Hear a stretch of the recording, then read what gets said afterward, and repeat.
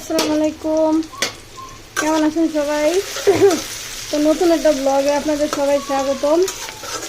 আজকে রান্না করব হচ্ছে পুঁই শাক দিয়ে, চিংড়ি মাছ দিয়ে, গুঁড়া চিংড়ি আর আলু।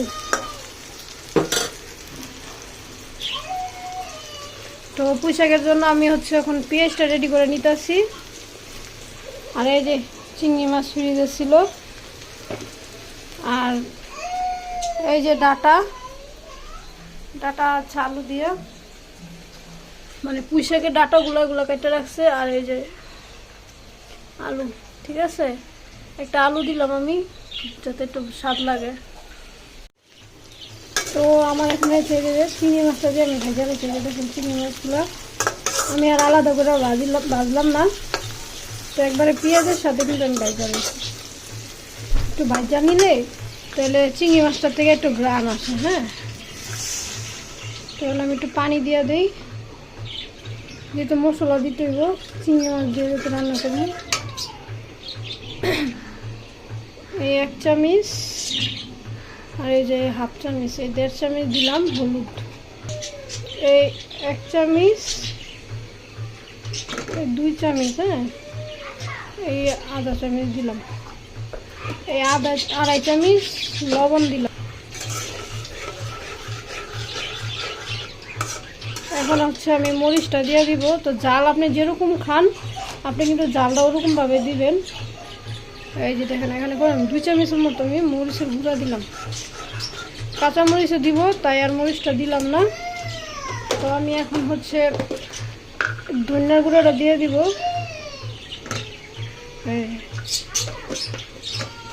এখানে জালটা যার যার ইচ্ছায় খাইবেন, কারণ অনেকে জাল বেশি খান, অনেকে জাল কম খান। আমি তো একটু বেশি খাই, তাই আমি একটু মরিচটা বেশি দিলাম। আবার কেউ বেশি দিয়ে আবার আমার গালাগালি করেন না। পরে এই যে 1 চামচের মতো রসুন বাটা দিয়ে দিই, বাস।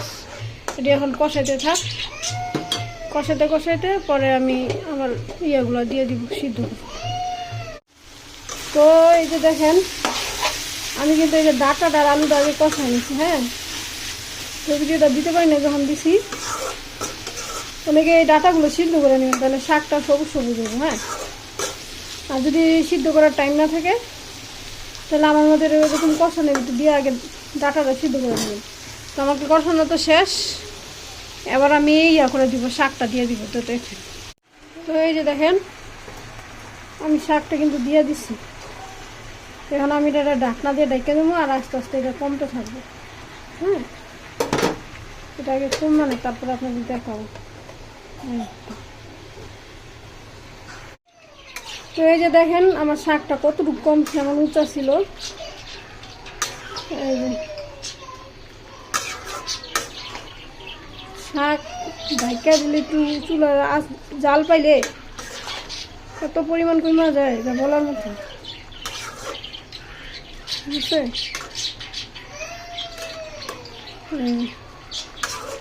শাকের থেকে পরিমাণ পানি উঠছে, তো আমি একটু এটা আর একটু পানি দিয়ে দেবো, ঠিক আছে? তো পানি না দিলে পুঁই শাক কিন্তু যতই কমুক আর যতই পানি উঠুক, একটু সিদ্ধ হইতে সময় লাগে। এই যে পানি দিয়ে দিলাম, অল্প একটু পানি দিছি, সামান্য পানি, যাতে পুঁই শাকে একটু ঝোলও থাকে। আবার তো আমি এখন কিছু কাঁচামরিচ দিয়ে দিব,